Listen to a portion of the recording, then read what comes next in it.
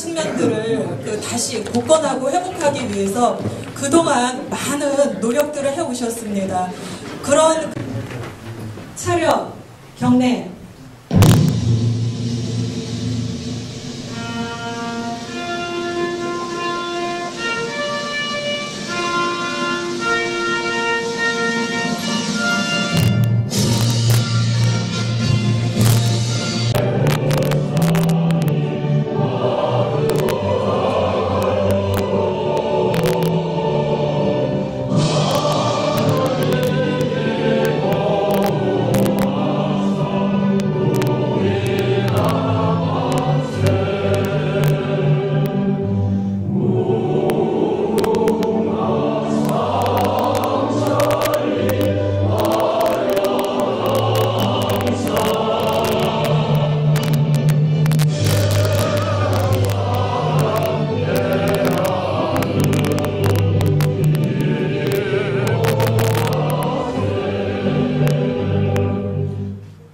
이어서 그 순국 선열에 대한 능력이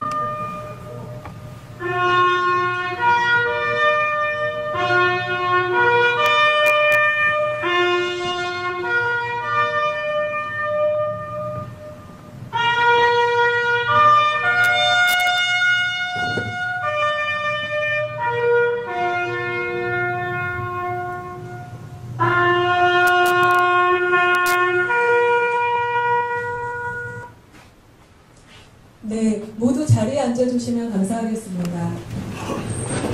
학술대회를 시작하기에 앞서 한 네 분 정도의 원장이신 이성근 선생님.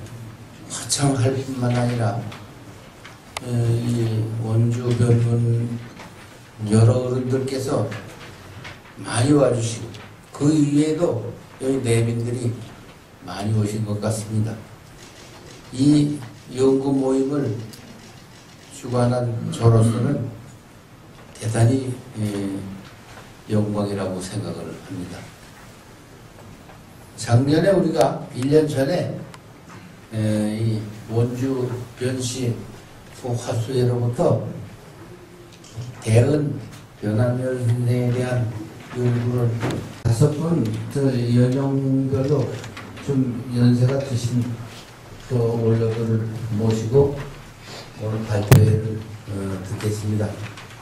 이 발표회가 있기까지 원주 변시 화수회 변상현 회장님을 비롯한 여러 조원들께서 물심양면으로 적극적으로 도와주셨고 또 전 회장님이시고 지금은 명예 회장이신 변종구 선생의 그 열이 어느 문제에도 이런 고배스러운 분이 별로 없을 거예요. 어떻게 열심히 하시는지 저희가 옆에서 보기에도 여러 번 감탄을 했습니다. 오늘 보면 모든 준비는 이 변종구 회장이 주도를 해서 오늘 이 자리를 마련하게 되었습니다. 말씀 나온 김에 아주 감사하게 생각한다는 인사 말씀을 전하겠습니다. 제가 1년 동안 연구해 본 결과 이런 결론을 얻었어요. 고려말은 신흥 사대부하고 신흥 무장의 시대라 이렇게 되어 있어요. 이 두 세력이 합쳐가지고 조선 왕조를 건국했다 이렇게 되어 있거든요. 물론 문신의 대표는 변한열이 있는지 몰랐어요. 왜 그런 결과가 왔느냐? 학계가 관심이 없어서 그러냐? 그렇지 않아요. 이 변한열 선생은 굉장한 무공을 세웠고 또 무장으로서도 뛰어난 자질을 가지고 있었던 분이어서 제가 보기에는 적어도 위화도 홍군까지는 같은 길을 걸었습니다. 이 이성계하고 같이 외적을 물리치고 특히 그 왜곡, 홍건자 이런 그 외적들을 물리치는데 일심동체식을 그렇게 움직였어요. 그 명나라를 지지한 이분이 원나라에서 오신 분입니다. 잘 아시겠지만 고려로 왔기 때문에 저는 친원적인 인물이었다고 생각을 합니다. 그러다가 공양 5년이 되면은 공민왕의 신명노선을 파들이 생각이 다른 거예요. 역성혁명에 자꾸 기운이 돈다. 그러니까 여기에 대해서는 생각을 하지 않습니다. 이분은 무신이기 때문에 또 그렇겠지만 아주 교리가 대단해서 그건 또 이색을 따라서 이성경은 반비노선을 나중에 발표 때 말씀을 드리겠습니다만 그게 사이가 좋은 건 아니었는데 그 나라를 둘러오고 왕을 쫓아내고 하니까 우왕이 귀환가 있는 데 찾아가가지고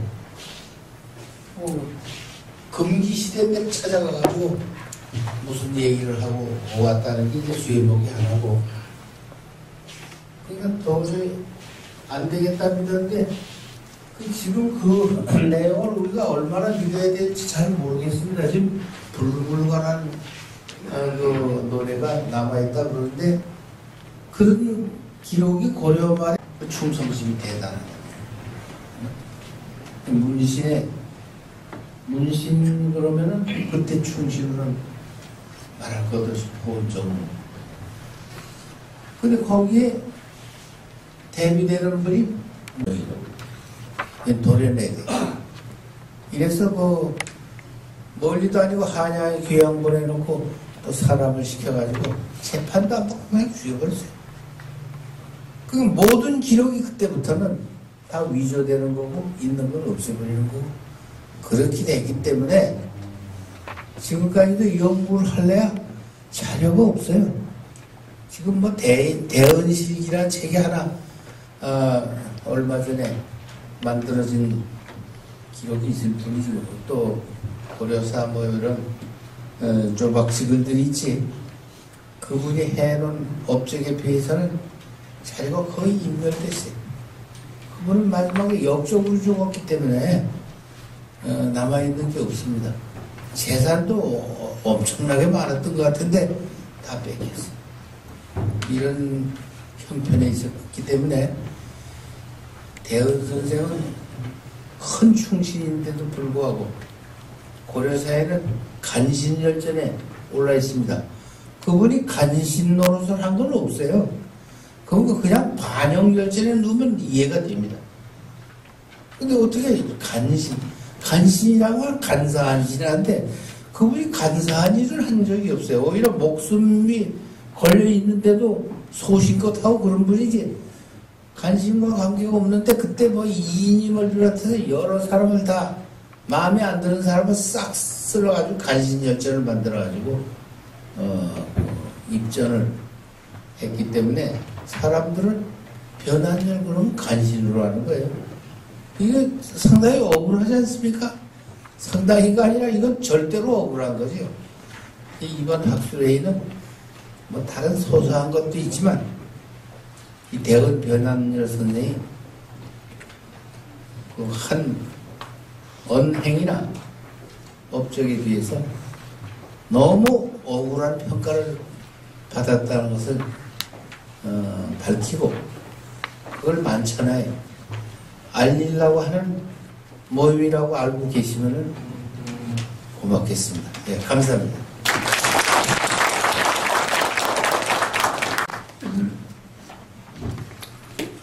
안녕하십니까. 다들 아시겠지만 저는 오늘 이 학술회의의 주제 주인공이신 대은공의 18세 손되는 사람입니다.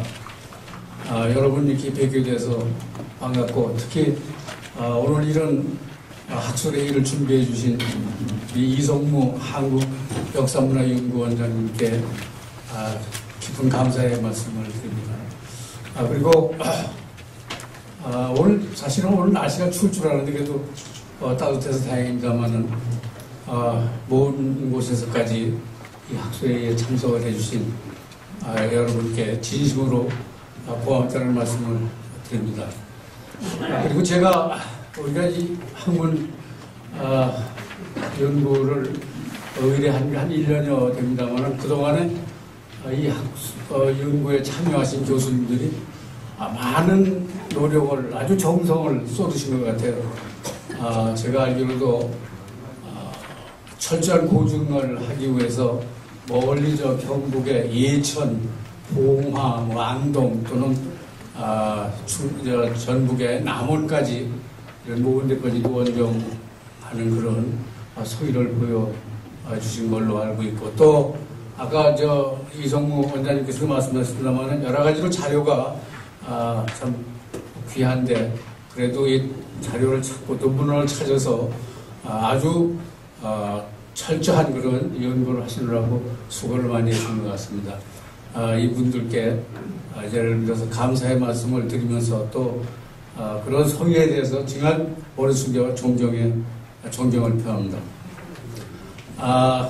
제가 좀 얘기하려고 한 거 지금 이성무 원장님이 말씀을 다 해버려서 제가 할 얘기가 없습니다만 저희 오늘 이 회의가 사실은 이 학술가가 실행당하는 그런 불운을 당하신 분이라고 생각해서 춘년의 살포다 이렇게 저희는 알고 있고 저희 가문의 자랑으로 이렇게 생각을 반영되지 않고 오히려 간신하게 있는 그런 어처구니 없는 왜곡된 역사가 전에 500년 동안을 전해왔다는 것은 후손으로서 대단히 분개하지 않을 수가 없고 또 저희 가문에서뿐 아니라 이런 왜곡된 역사는 우리나라 역사 전체에도 문제가 되는 게 아닌가 이런 생각이 돼서 사실은 저희 이 화수회에서는 일찍부터 이런 우리 대은 할아버지의 현정 사업을 해왔습니다. 그래서 60년대 중반에도 한번 아까 말씀하신 대은 실기가 나왔고 또 그 후에 또 여러 가지 노력을 했는데 이번에 다행히 우리 한국 역사문화연구원이라는 아주 우리 연구단체를 만나서 이성원장님으로서 제 환영사를 마치겠습니다. 감사합니다. 쌀쌀한데 경양 각지에서 여러 종교 유림대표들이 이렇게 많이 참석해서 대단히 고맙습니다. 제가 이성무 원장님과 우리 화수회장님의 말씀을 제외한 그 대응 시조에 대해서 간단히 말씀을 드리려고 합니다. 우선 연보도 간단히 말씀드리겠습니다. 우리 대은 시조님은 원래 황주분입니다. 이 고려에. 그런데 할아버지가 중국 원나라에 가서 그러니까 외교관한테 따라가셔가지고 천호를 하시고 그의 손자가 다시 이 원나라에서 원가에 거주하시고 형부상소로서 공명을 모시고 한국하신 어른입니다. 그래서 그 다음에 원나라에서 한국하신 어른인데 1352년에 판추일원의 원희의 부인을 하면서 원래 황주변시에서 원주변시로 사형을 받았습니다. 그러시고 57세에 1390년에 이성계의 역성혁명을 위해서 반대하다가 찬양을 당하셨습니다. 특히 500년 동안과에 비하면 심지어는 1710년에 우복 정경세 선생님이 그 신도비를 찬해놨는데도 이종되는 신도비마저도 보통 2품 이상이 신도비를 세울 수 있지 않습니까? 못했습니다. 네. 그래서 후세인들은 우리 변한열 선생님은 그 공헌은 김치려와 같고 또한 최영장군과 같다고 했습니다. 그리고 그의 충절은 포운 정몽주 선생과 같고 목은 이색 선생님과 같다고 사가들이 다 말씀하십니다. 금년이 시조님이 서거하신 지 622년이 되는 해입니다. 오늘 학술회를 가지게 된 것을 무한히 영광스럽게 생각하시면서 이성무 원장님을 비롯한 10분의 교수님들이 우선 고마운 말씀을 올리고자 합니다. 드려가지고 전부 다 고피를 했었습니다. 그러나 기후자 이행만큼은 집필을 했습니다. 그래서 하옥되고 결과적으로는 울진으로 귀양까지 갔었습니다. 고려사. 네. 이 고려사를 믿는 사람은 아무도 없습니다. 용암서원에 주장할 것을 그 향리에서 다 했었지만 정봉주 선생님은 그러니까 그 황산대첩에 사종사관으로 참석을 하셨습니다. 그 어른은 주약이 되고 변환될 우리 시종만 제외가 됐었습니다. 또한 이 위패롱안 역시 순조 4년의 황해도에서 태천에서 유림들을 공의로 이때는 일제 그러니까 외정 초기였습니다. 순복서원에서 사실은 제항을 드리게 됐습니다. 그러나 지금은 남북이 가라막혀가지고 사실은 제항도 못 드리다가 1984년에 유림의 공의로 해서 봉화의 고향서원을 만들어서 겨우 제항을 드리고 있는 실정입니다. 네 번째는 박정희 대통령이 고유 기념비를 건립하였습니다. 종중에서 1969년 의료연의 원천보원군 대원 변한열 선생 신도비 제막식에 박정희 대통령이 참석하시고 하셔서 고유를 하셨습니다. 고려의 사직을 위해 박정희 대통령은 고려의 사직을 위해 순절한 충절의 뜻은 후세에 오르도록 기리기 위하여 고유를 한다고 하시면서 고유를 하셨습니다. 2007년 정해연에는 오늘 학술회의를 주관하시는 이성무 원장님께서 우리나라에 300여 성씨가 있지만은 한 종족의 시족이 현조의 비석건립 행사에 한 나라의 국가의 원수가 참석하는 일은 초유의 일이라 하여서 하는 고유 비문을 찬술하시어서 전국 유림의 공의로 성균관 유도회의 발의하여 박정희 대통령이 고유 기념비를 세우게 되었습니다.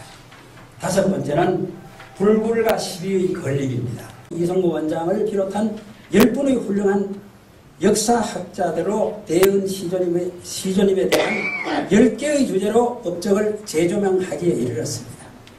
오늘 학술회의를 가지게 되었습니다. 무엇보다도 아쉬운 점은 학술 시간을 충분한 시간을 가지고 10분의 교수님들이 참석하여 학술 발표와 충분한 토론의 시간을 갖지 못한 점을 대단히 아쉽게 저는 생각하고 있습니다. 오늘 이 자리를 마련해 주신 이성무 원장님과 10분의 교수님에 감사드리며 멀리서 바쁜 중에 참석하신 여러 종중 유림 대표들에게 심심한 감사의 말씀을 드립니다. 대단히 감사합니다. 발표회를 갖도록 하겠습니다. 먼저 그 첫 번째 순서는 그 이성무 원장님의 그 기조 강연이 있겠습니다. 대운 변한열의 생애와 평가입니다. 네, 큰 박수로 맞이해 주시기 바랍니다. 논문을 한 500매를 썼는데 또 프린트가 다 되어 있으니까 간혹 오전은 있지만 일독해 주시기를 바랍니다. 이 자리는 뭐 한 30분밖에 얘기를 못하게 돼 있어서 간단히 평가 부분 말씀만 드리고 끝을 낼 수밖에 없겠습니다. 맨 먼저는 그저 대은 선생의 인물에 대해서 몇 가지 짚고 넘어가야 될 부분이 있다고 생각을 합니다. 이분은 원래는 한국 분이지만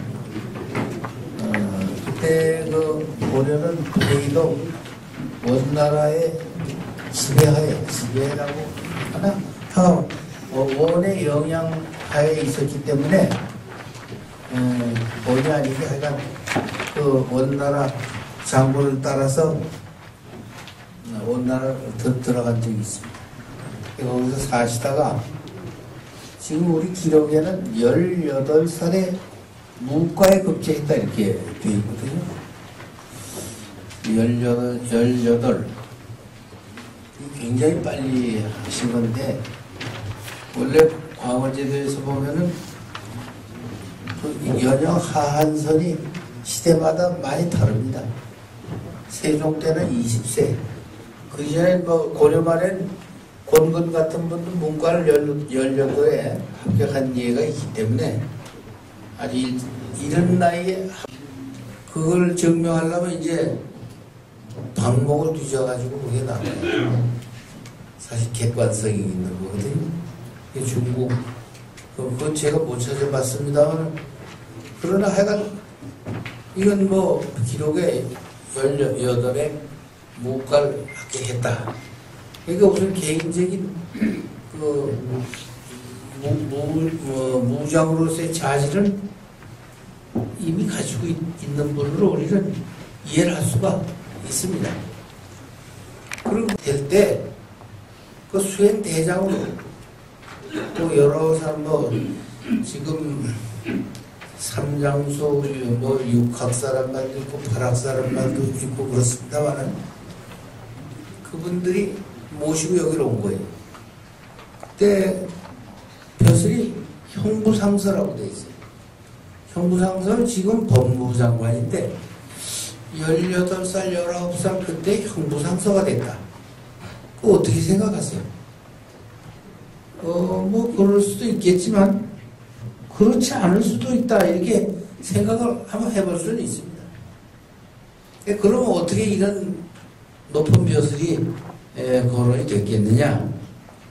제가 보기에는 이분이 하여간 왕이 될 분을 수행해서 오는 수행대장이기 때문에 그 미션에 걸맞는 직책을 주어서 보내는 것은 아닌가 이런 생각을 합니다. 왜냐하면 옛날에도 조선시대 명나라에 사신을 보낼 때 직급이 낮은 사람을 보낼 경우가 있거든요. 뭐 글을 잘한다든지 이런 적임자인데 직급이 낮으면 이제 외교 관계가 있습니다. 저쪽하고 관계. 그러니까 여기서 벼슬을 올려서 보내요. 그래서 그냥 넘어가면 그만이지만 누가 뭐 만약에 그걸 의심을 하면 답변을 해야 안 되겠습니까? 근데 여기 뭐 제가 그 즉흥적으로 해석을 한다면은 그렇게는 할 수가 있겠다. 뭐 그런 생각이 들었습니다. 뭐 옳지 않다고 생각하시면 그건 제가 뭐 디펜스할 그런 힘은 없지만은 제 나름대로 그렇게 생각을 하고, 그래서 일단 여기 오셔가지고 출세의 가도를, 그 뭐 실세지 뭐 왕과 왕비를 모시고 왔는데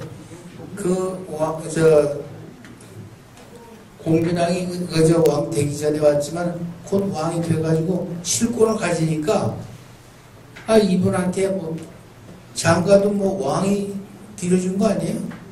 그 원의라는 분이 그 집안이 상당히 괜찮고 지금으로 말하면 집안이 좀 빵빵하고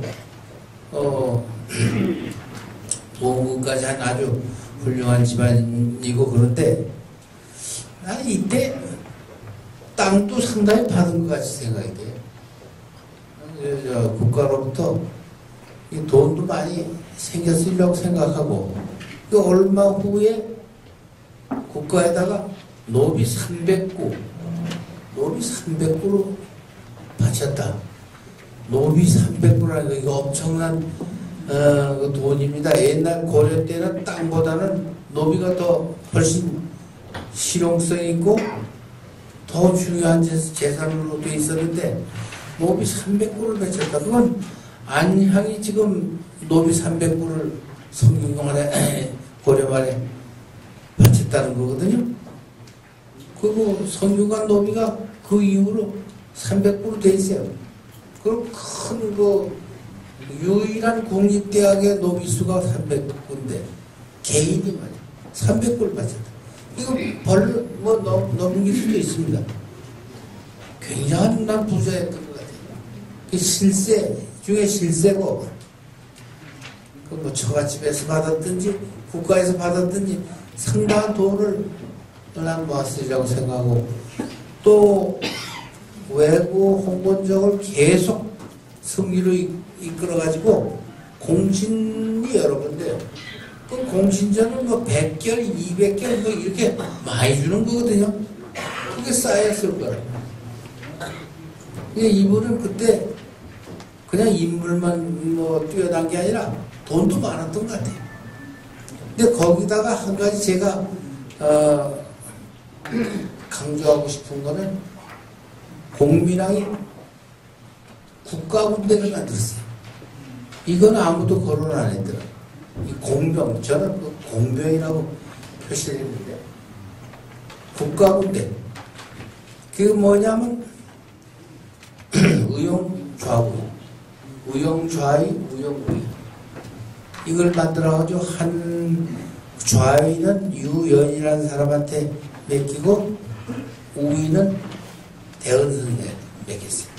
이건 뭐 아주 상당히 직급이 높은 건데, 이 군대는 공병이기 때문에 그때 고려 말에는 이 군제가 다 무너져가지고 장수들 보고 네 군대는 네가 뽑았어라 그래서 이성계 군대는 대부분 함경도 사람들이에요.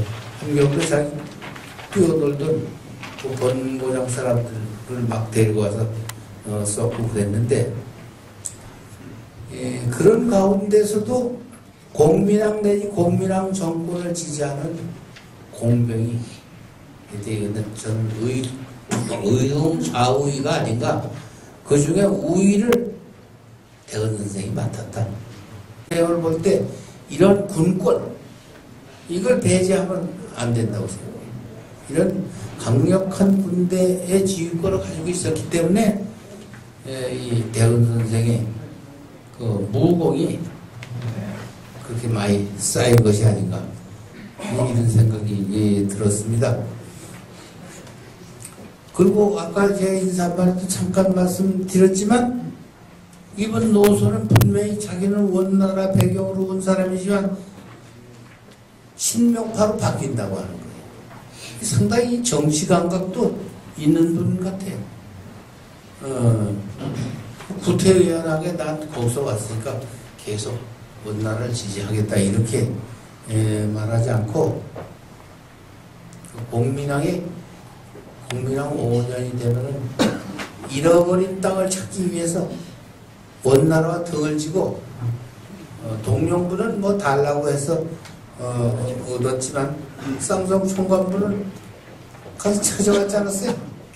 그것도 탐라 총관부도 원나라 가지고 있었는데, 그 목호를 이 대은 선생, 최영 이런 분들이 가가지고 그걸 격파해서 찾았어요.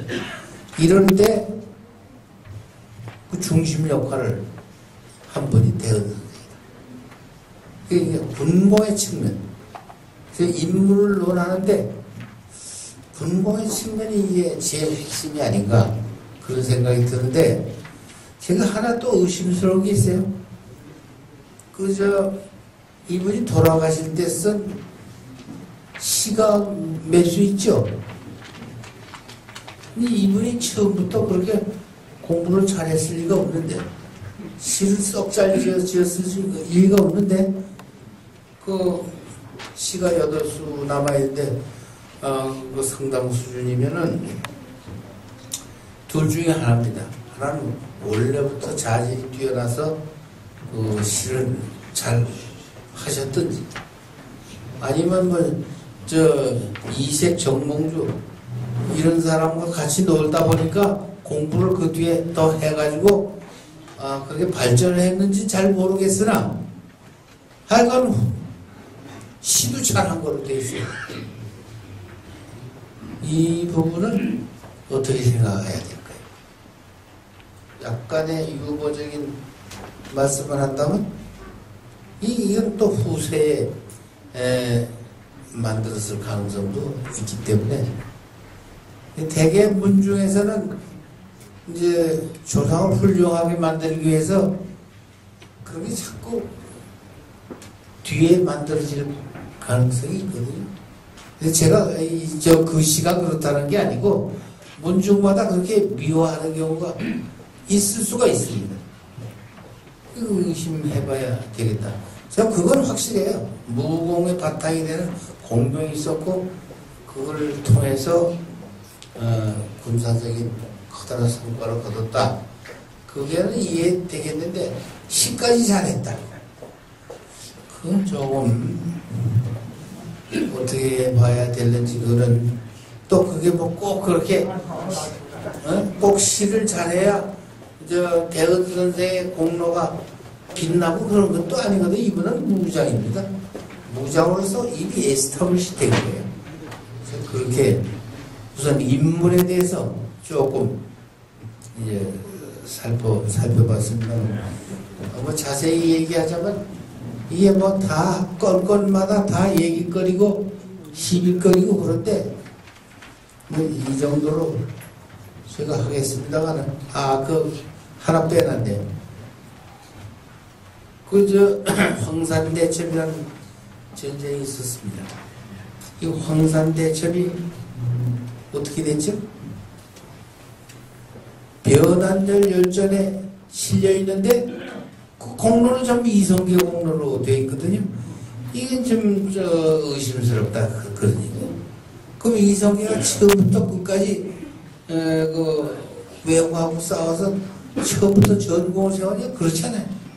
초창기에 막 실패를 해가지고 사람도 많이 죽고 뭐 그랬어요. 그 부하들도 의리가 저상되고 그랬었는데 마지막에 이걸 뭐 고개를 기어 올라가가지고 이렇게 격파했다 이렇게 되어 있는데 근데 그 변한열 그분이 여기 뭐 얘기에 나오는 거에 의하면 도채찰사 하는 일품입니다. 이성계는 그때 도순찰사인가 그런데 물론 세종 때 연구에 의하면 그렇지만 그 직급이 하나 낮아요. 그러니까 문중에서는 변한열 선생 총대장이다 이런 말씀을 하게도 돼 있더라고. 왜 직급이 더 높아요. 그러나 이것도 해석을 해요. 이게 뭐 고려사에 분명하게 이성계가 총대장이라고 돼 있는데 그 직급은 뭐 조선시대 기준으로 따져서 그렇다는 거지 고려시대 그렇다는 게 첫째 아니고 둘째 도순찰사니 제찰사니 하는 건 전부 왕이 보내는 거예요. 왕이 그때 그 운봉전투라는 게 나라의 운명이 갈리는 겁니다. 거기서 짐은 끝장나는 거예요. 그러니까 아마 총동원령이 내린 거예요. 고려의 군대라는 군대는 몽땅 쓸어서 보내고 그냥 외국 아닙니다. 그건 수십만이 왔고 뭐 이랬기 때문에 각각 다른 채널로 자기 군대를 거느리고 그러니까 그 총대장이라도 일사불란하게 자기 군대처럼 전 지휘했다고 생각하지 않아요. 각각 자기 군대를 가지고 와서 협력해서 한 것이기 때문에 이성계가 총대장이고 그 결과로 그 전투를 이겼기 때문에 이성계가 결국 왕이 된 거예요. 저는 그렇게 생각해요.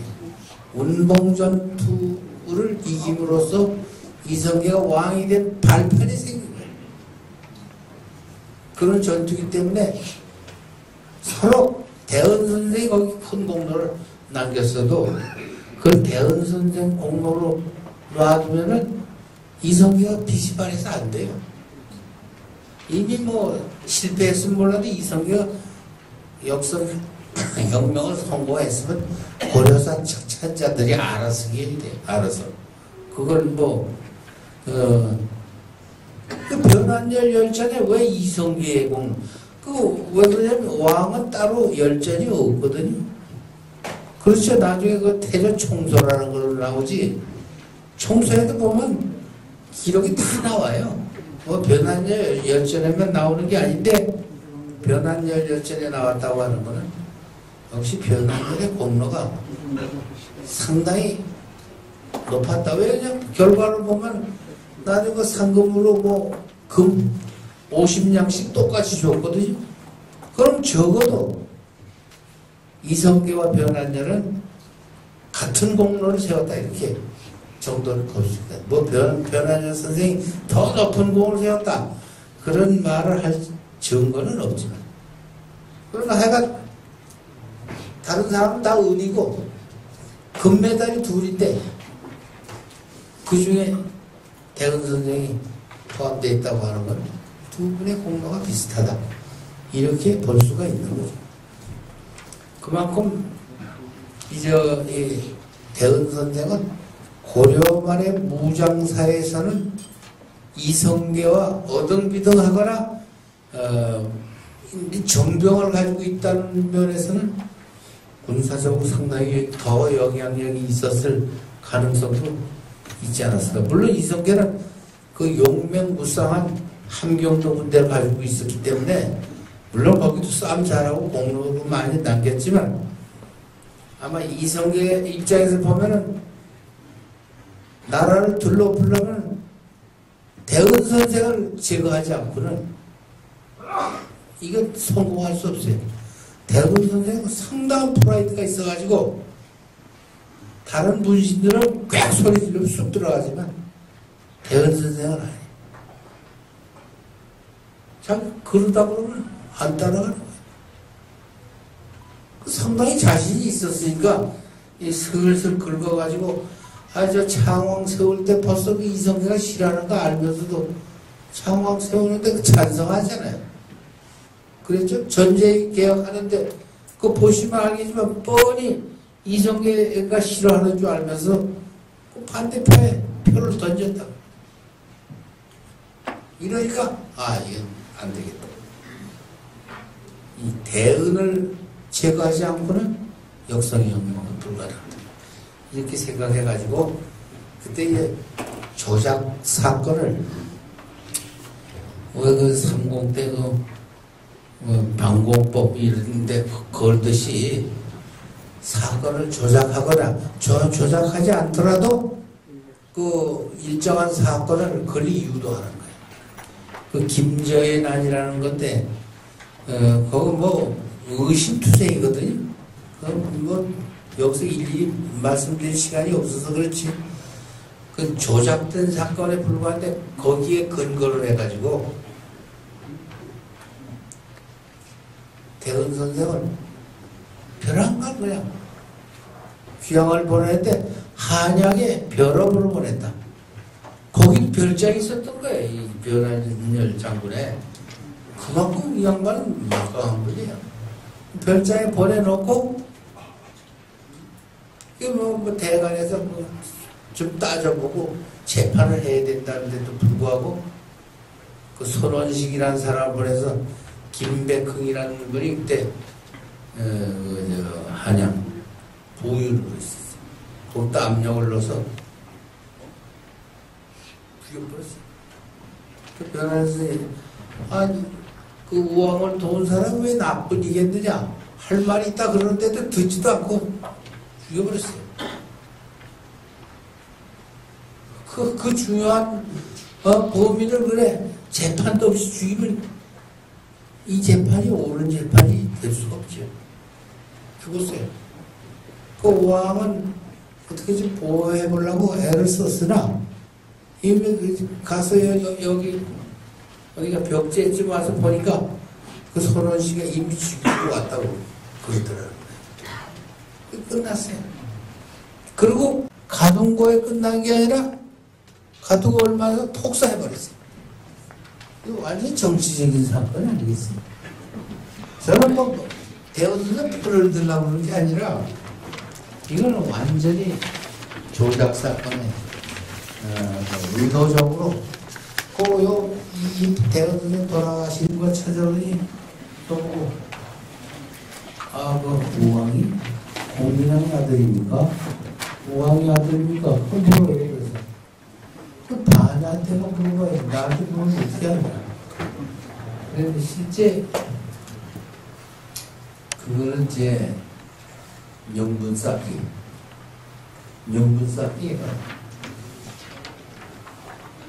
아니 우왕과 창왕이 멀쩡한 그저 계통의 사람이라고 그거 제거하면 역적 아니에요.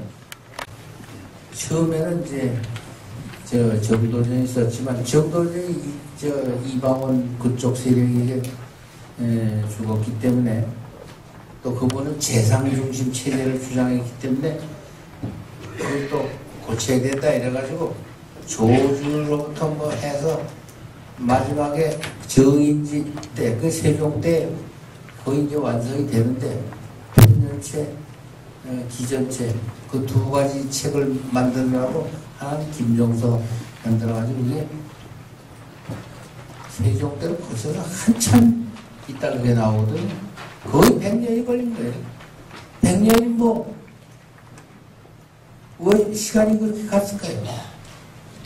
그 사건마다 조선왕조적인 관점에서 이걸 재해석하려니까 자꾸 바꿀 수밖에 없는 거예요. 그런 기록은 많이 나옵니다. 그 중에서 이제 대은 선생 기록은 다 걷어냈던가 아니면 날조했던가 그래야 조선왕조가 선 명분이 서지. 아니 충신을 죽여놓고 했다 그러면 그 정부가 역적이 되겠어요?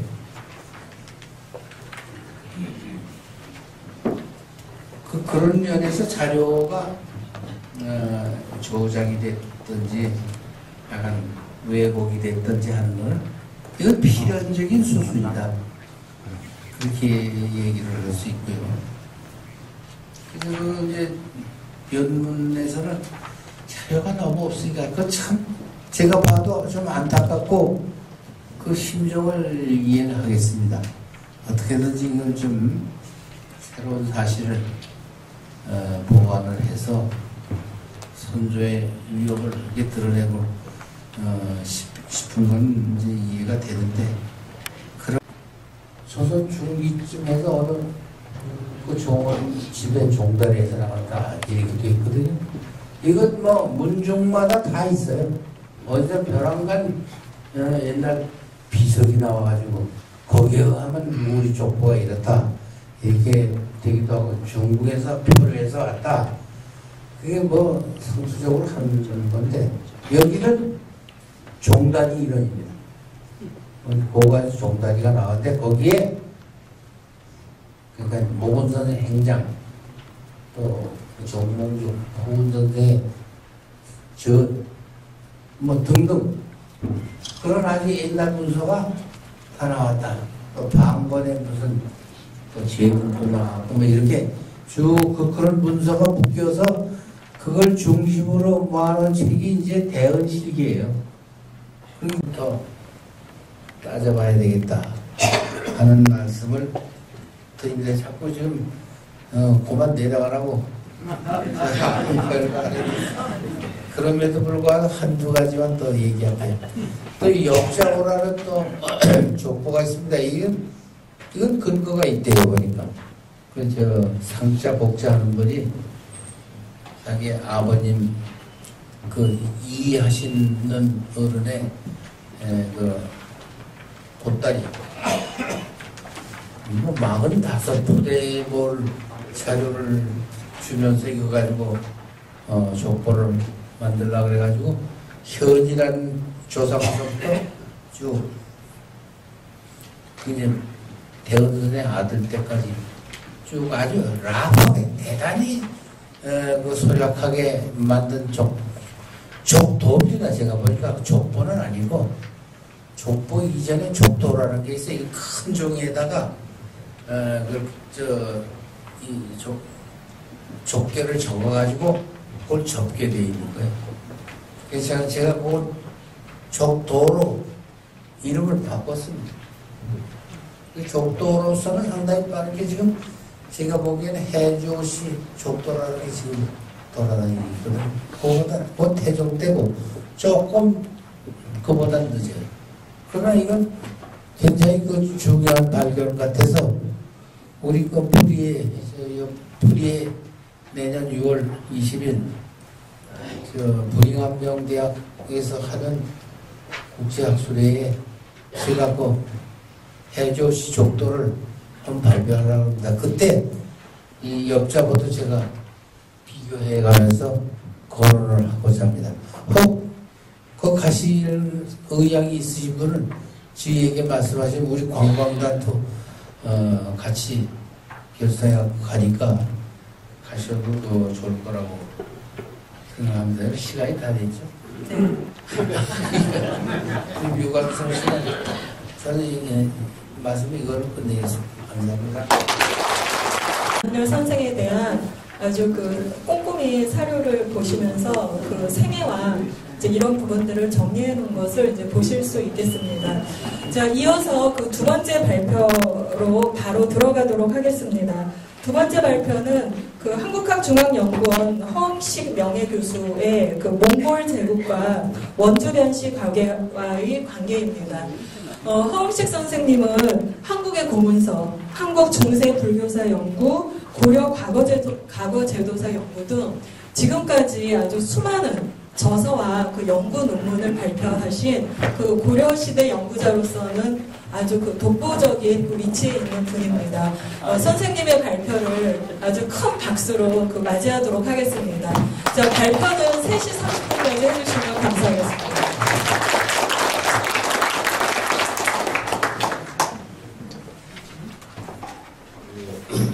소개받은 허응식입니다. 앞에서 원주변시 강의에서도 말씀하셨고 역사를 원장님께서 아주 잘 써버리는 중요한 말씀을 많이 하셔서 저는 거기에 빠져있는 얘기 제가 이제 좀 조사한 것 중에서 좀 오히려 제가 좀 여쭙고 이거를 글로 정리해야 될 건지 아닌지 그런 의문나는 점만 모아서 말씀드리겠습니다. 그리고 여기에 제가 발표한 것은 우리가 작년 2011년 8월 5일 그 몽골 건국 100주년 기념으로 해서 장소는 여러 곳에서 한 300명 외국 사람들이 150명 한국에서는 또 몇 명 갔어요. 거기서 이제 저는 원주 변시라고 하는 이 하나의 형식가 만들어지는 과정과 요것은 첫째 논문에서 사실 얘기하지 않았습니다. 그래서 오늘은 이 몽골 제국의 소수민족 경험과 세계 경험 이것을 알아야만 원주변시가 어떻게 기원해서 이 성장하게 됐는가 이런 것을 한국 고려시대하고 너무나 여러 부분에서 관련이 깊어요. 원주변시라고 하는 하나의 가계가 미시적인 역사적 어떤 팩도 요인이라면 이 몽골 제국이라고 고려와 몽골 제국이라는 것은 아주 세계적인 사안이거든요. 몽골 제국 이게 명나라가 섰을 때 명나라 전성기의 영토가 몽골 제국의 영토의 5분의 1밖에 안 됩니다. 몽골 제국은 팍스 몽골리카 하면은 가장 지금까지 역사상 만들어진 나라 중에서 영토가 가장 넓은 나라고 세계사에도 영향을 가장 많이 끼쳤습니다. 한족들은 사실 명대에는 이 몽골 제국 이 원에 대해서 역사에서 이게 사실은 자기네가 왜 이겼는가라고는 성국의 개념에서 썼을 뿐이고 또 원사는 상당히 빨리 편찬이 됐는데 이걸 본따 가지고 고려에서도 조선에서도 고려국사라는 걸 편찬했습니다만 그 책은 사실 너무 엉터리여서 뒤에 이제 세종 때 이것을 이제 기전체에서 평면체로 만들면서 이것을 이제 오랫동안 시간이 걸렸었습니다. 첫 번째 세번 그 원사를 표준으로 한 그 골격을 크게 바꾸지 못했습니다. 그리고 너무나 곳곳에 고려사가 문제점이 많이 생겨서 저는 사실 지금까지 고려사를 참고용으로만 사용하고 있지 실제로는 고문서라든지 금성문이라든지 이 문집 이런데 문집도 사실 상당히 문제가 많은 부분이 많습니다. 금성문도 그렇지만 이런 걸 가지고 역사를 재구성하는 그 작업만 했습니다. 제가 뭐 고려시대 역사 아까 소개하는데 제가 뭐 고려시대 많이 연구했다고 그러는데 분량은 많지만은 실제로 보면 지금까지 고려사에서 있지 않은 것만 찾아서 제가 썼을 뿐입니다. 그래서 분량이 좀 많고 너무나 새로운 어마어마한 그 새로운 얘기가 많아서 제가 사실 오늘도 감히 어느 문 중에 이 역사를 세계사와 관련시켜서 얘기한다는 것 자체가 상당히 이게 어렵고 또 잘못하면 문 중에 누를 끼칠 수도 있기 때문에 오히려 말씀을 듣고 이것을 반영할 건가 하는 것인가 이런 것은 사실 이 글에서 이게 원고량이 920매인데 920매에서 제가 20매를 더 썼는데 오늘 더 쓴 부분에 대한 문제점만 문의를 드리려고 사실 여기 썼습니다. 제가 여간에서 이 발표장에도 안 나오는데 제가 워낙 궁금하고 또 여기에 많이 연구하신 분들이 계실 것 같고 문 중에서 얼마나 열심히 연구하셨겠습니까? 그래서 오히려 저는 배우러 왔습니다. 배우러 나왔습니다. 그리고 두 번째 제목의 원주 변씨와 원주 변씨 기원과 몽골 제국과의 관계. 사실 이 원주 변씨 족보를 보면은 이게 송나라 초에 이렇게 왔다 이렇게 얘기되어 있지만은 제가 보면은 신라 시대도 변씨가 북한산 군주들이 있었고 물론 그 변자가 성씨 변이지 아닐 수도 있다 뭐 이런 얘기도 있지만 제가 보기에는 두 분이 나오는데 신라 시대에 분명히 변씨라고 저는 생각합니다. 그리고 그래서 황주 변씨 족보에 나와 있는 황주 변씨의 기원이 원주 변씨의 기원이 되는 거 아닙니까? 더 올라가는 거 아닙니까? 솔직히 해서 원주 변씨는 좀 뒤에 이제 몽골 제국 심양에서 이제 갔다가 온 분이기 때문에 변씨 때 갔다가 안녕 때 이제 왔기 때문에 이 성씨 기원에는 아주 뒤에 나오는 얘기죠. 그래서 이건 좀 앞으로 이 얘기를 조금 길게 얘기를 하겠습니다. 왜 그런 거니? 원주 변씨로서는 이것은 꼭 얘기를 해야 될 문제거든요. 그래서 그 문제를 얘기하겠습니다. 그래서 나타나는 이 과정에 대한 미시적인 것을 사실 현재의 역사는 거시적인 역사와 미시적인 역사의 연결입니다. 현대사. 이런 그 세계사적 관점에서 하나의 미시적인 문중사를 접목시켜봤습니다. 이 아주 상당히 중요한 문제예요. 19세기 말부터 이러한 역사연구 서양에서 상당히 이루어지고 있는데 한국에서는 조금 늦게 이런 것이 진행돼서 매우 부끄럽습니다. 제 자신이 연구가 부족해서 이런 것을 제대로 밝히지 못해서 고려사를 하는 입장에서 매우 죄송스럽게 생각합니다. 이 세 번째의 몽골 제국의 위기와 고려와의 우호관계. 사실 공민왕 때 공민왕과 그 다음에 우왕의 그 대외 정책에서도 이 중요한 안목을 사안을 제시하신 분인데 제가 이런 것은 참 중요하다고 봅니다.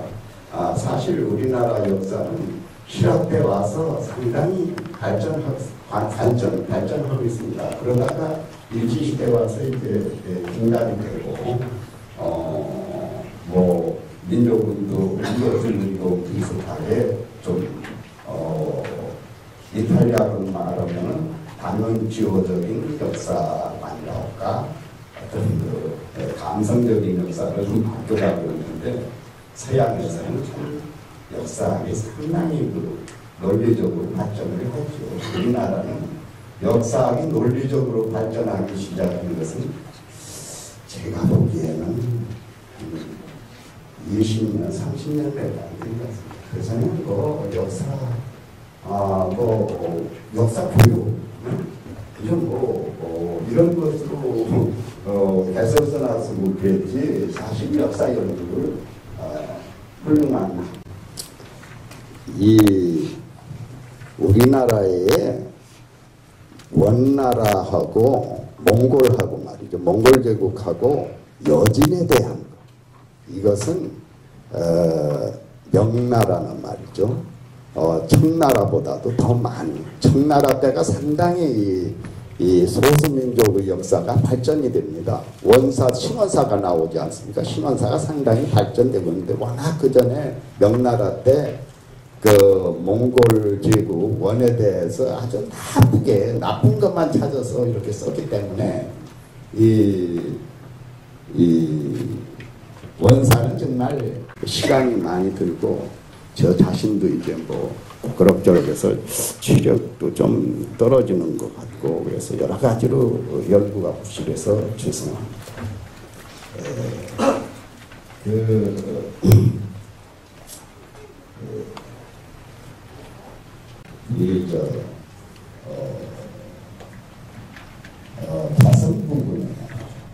태성부근은 지대층이 밀집된 지역 아닙니까? 이 지역이 50만 전에 그 화산이 터진 지역이에요. 화강하면 흉마합니다. 이런 지역에서 콩이 잘 되거든요. 그래서 파주장단 구성내목부터다. 그리고 콩이 잘 돼가지고 이걸 사적으로 관할했어요. 제가 고려시대 군적에 대한 호적을 제가 사실 호적을 가지고 연구를 고려시대 호적이 한 65 정도 지금은 한 대교호의 호적이 나왔는데 그걸 가지고 제가 분석해서 고려사회사를 뭐 해서 학위를 받은 거거든요. 그때 사회사 하면 뭐 좀 이상한 놈을 봐가지고 과거제 국사를 겨우 학위를 받았습니다만 참 부족한 책을 내고 학위를 받아서 부끄럽습니다. 제가 이 사회사에 대해서 좀 항상 그 필요성을 느끼고 이렇게 사회사가 제 전공이다. 종교사회사, 사회구조사 이걸 중요하게 생각하는데 이걸 보면 이 핵이라고 하는 분야에는 상당한 그 관하가 이제 뭘로 해서 가별총이 관하라고 하는 이런 예속민을 가지고 있었어요. 여진의 특징이기도 하지만 그런데 이 변안열 또 이성계는 물론이고 제가 보면 조민수 우인열 이런 사람들이 다 사병 조직을 가졌던 걸로 나옵니다. 이성계는 라를 불어요. 라라고 하는 건 강라, 호각이나 호라가 불렸은 말이죠. 이거는 국왕이 아니면 말이죠. 이게 못 쓰는 악인데 이 분호로서 이 라를 사용하거든요. 이건 아주 참을된 것이고 이성계는 1390년부터 화령부왕이라고 왕을 자칭합니다. 제가 그 증거를 2개를 찾아냈어요. 그리고 청왕하고 동맹을 맺었어요. 맺는다고 어쩌고 하면서 안 맺은 걸로 고려사에 나오는데 맺었어요. 증거가 뭐 공문서에 다 나오는데. 그래서 고려사를 가지고 얘기를 하다 보면 너무나 답답하고 거짓말이 많아서 제가 고려사는 항상 참고하는 책으로만 옆에다 놓고 이걸 사용하지. 거의 고려사에 있는 얘기는 뭐 다들 읽으니까, 또 그거는 조선 건국자들이 왜 조선을 건국했는가 당위성을 쓰기 위해서 한 거기 때문에 그거는 역사책이 이제는 그 조선시대는 국가에서 필요로 한 옛날 역사가 뭡니까? 정치 선전물이었죠. 요새 와서는 그 역사 자료로 역사책을 사용하는 것은 이게 아주 시대가 납부된 것이죠. 사실 조선시대 실록 정도면 그래도 그 당시성이지만 400~500년 후에 지난 우리나라는 왕조가 500년 가까이 지난 역사가 써지기 때문에 이 역사적 실제성이 상당히 뒤떨어집니다. 실록을 가지고 쓴 고려사 부분 위에는 막 용어 같은 것이 조선시대 그 편찬을 당시 용어가 막 그 원사료처럼 고려사에 적혀 있고, 어떤 사람은 고려사가 1차 자료라고 그러는데 제가 보기에는 1차 자료가 아주 조심해야 될 사료다, 이런 말씀을 올릴 수가 있겠습니다. 그 다음에 네 번째 군벌 얘기 했죠. 앞에 좋은 말씀들 많이 하셨지만은 제가 뭐 보태야 될 얘기가 많이 있습니다. 그런데 시간이 너무 아깝고 시간이 없고 중요한 얘기를 좀 이따가 또 몇 개 집어서 얘기하고 전체적으로 한 거 쭉 훑어보고, 다섯 번째 개국 과정에서 제거된 무장에 대한 회복 과정, 이것은 아마 평가라든지 이런 데서 앞으로도 많이 나오고 벌써 역사연구원께서 다 중요한 것을 다 얘기하셨지만은 제가 보기에 빠진 것만 가지고서 원주변시 문중에서 관심을 가지고 연구하시는 문중 어른들과 또 여기에 학문을 하시는 여러분들께 제가 몇 가지 질문을 오히려 올리겠습니다. 제가 뭘 알아서 감히 뭐 제가 안다고 발표한 게 아니라 제가 이러이러한 점이 정말 아직도 풀리지 않았습니다. 이런 보고를 올리기 위해서 말씀을 드리겠습니다. 예, 아까도 말씀드렸지만 제가 원주 변시 기원이 되는 변순이라고 하는 분께서 언제 심양에 가셨는가? 제가 보기에는 이 충렬왕 6년은 원과 혼인동맹을 맺잖아요. 맺은 후 아니에요. 이 충렬왕 6년 때 수빌라에는 고려에 정말 많은 것을 도와주려고 했었어요. 물론 또 이제 고려로 해서 이제 이 다른 지역 일본이라든지 이 교지 같은 데를 정벌하는데 도움을 받기 위해서도 그랬겠지만, 이 원세조는 후빌라에는 말이죠. 이 고려의 그 이리간이라는 걸, 이르겐이라고 제가 몽골에 가서 이 몽골로를 좀 많이 묻고, 고려에서 나오는 몽골로 가운데서 좀 부족한 거에 대해서 많이 아직도 뭐 지금 공부하고 있는 중입니다. 사실 그 역사에서 언어라고 하는 것은 마치 그릇처럼 담는 그런 그 소재 아닙니까? 그래서 이리겐을 보니까 이 몽골의 한 100호 정도 되는 독립된 영역은 상당히 높죠. 이런 역참이더라고요.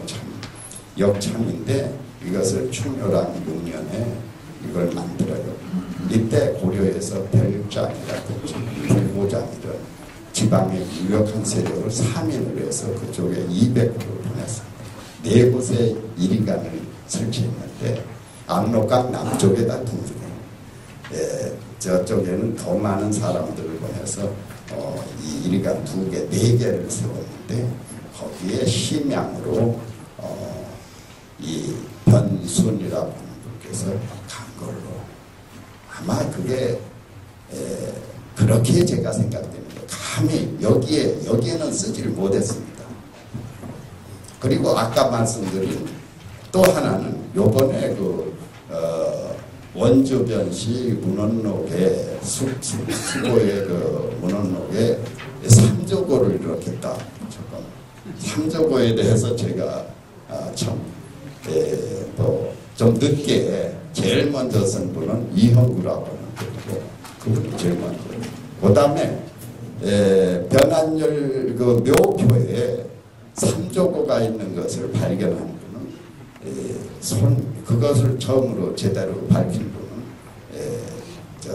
손환일이라고 손환일 박사입니다. 그런 분들이 있고 저는 그분들이 소문도 쓰고 같이 책을 내자고 해서 저는 사실 왜 고구려가 삼조고의 종주국인가 이 문제에 대해서만 제가 좀 썼습니다. 사실 저는 변시의 기원에 대해서 고구려 기원서를 좀 얘기하고 싶어요. 왜 그러면 연안이 씨도 이 삼조고가 그러는데 고구려 계통엔 참 삼조고를 조선시대까지 그렇고 와서 유지하거든요. 그래서 아까 송나라에서 왔다 이렇게 해서 족보에도 이렇게 읽고 그러는데 좀 아주 그래서 그 얘기를 여기다 사실 쓰진 않았습니다. 다음에 종중에서 필요로 하다고 그러면은 제가 그거를 문헌록을 보고서 이건 나도 써도 되겠구나. 이런 확신을 좀 가졌어요. 남의 집안에서 그런 얘기를 하면은 벌쩍 뛸 얘기를 하면은 제가 감히 쓰지 못하지요. 그렇잖아요. 근데 원주변시 문헌록에도 그걸 올렸더라고요, 요번에. 그러니까 제가 중국어로 모든 것도 이 학연문화사에서 무단전지하면 야단 좀 합니다. 아직 그쪽에서 모르고 있기 때문에 그런데 손 박사는 그걸 알고 이래서는 안 되는데 이렇게 얘기를 저보고 귀띔을 하더군요. 그 문제 하나 하고 그래서 그것은 오히려 제가 원주변시 문중하고 앞으로도 이 절충을 해서 이것은 요번에 기록을 할 것인가 이것을 결정을 하겠습니다. 이런 문제를 함부로 제가 쓸 수가 없잖아요. 그렇죠? 어떻습니까? 제 얘기가 옳습니까? 틀립니까? 이런 데서도 얘기를 하세요. 얼마나 관심을 두어서 뭘 하시겠어요. 그런데 그거 감히 자네처럼 공부도 별로 안 한 사람이 좀 조심하게 하지 말게 이렇게 하면은 제가 또 안 좋지. 제가 굳이 쓰지 말라고 걸 쓸 필요가 있습니까? 그렇잖아요.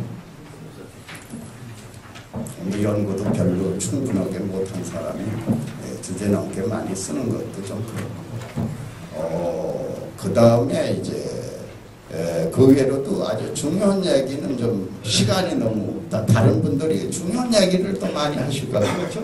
시간이 부족하죠. 그래서 제가 책을 많이 봤으면 얼마나 봤겠습니까? 제가 집에 책이 한 25,000권 모아놓고 한 400만 권 책을 인터넷 뒤져가지고 하고 무슨사기 몽골에 대해서 중요한 자료를 많이 가지고 있습니다. 그리고 문남에도 제가 23번 나왔었고 몽골에 2번 가서 국제학술회의도 하고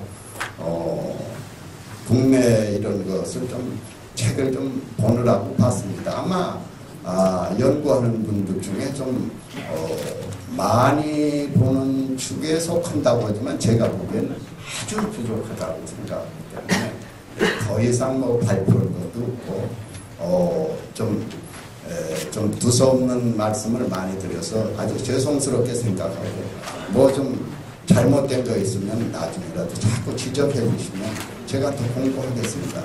늙어 죽더라 공부해도 끝이 없는 게 공부인데 오늘 아는 것도 없이 두서없이 말씀드려서 매우 죄송합니다. 감사합니다. 거들교자라든지 이 변시의 이구자로 이렇게 하는 그 변자가 고려시대에는 더 많이 썼습니다. 그래서 이 이구자가 쓴 것은 고려시대적인 사고학적 요소가 남아있는 그런 형태입니다. 글자에. 예, 글자의 차이는 없습니다. 요새는 전부 가편자로. 통일만 하면 된다는 예. 알았어요. 제가 사본학의 우리나라의 판본학은 천혜공 교수님이 가장 권위자이십니다. 사본학에 있어서는 제가 최고는 아니겠지만 우수한 중에 좀 속할 겁니다. 그래서 너무 걱정 안 하셔도 됩니다. 제가 그것은 하나라는 얘기 아닙니까? 예. 알겠습니다. 혹시 또 부족한 점이 있으면 또 사대부들과 그 교육 관계를 맺었는가 하는 것은 결국은 대은 선생이 당대 사회나 정치적인 면에서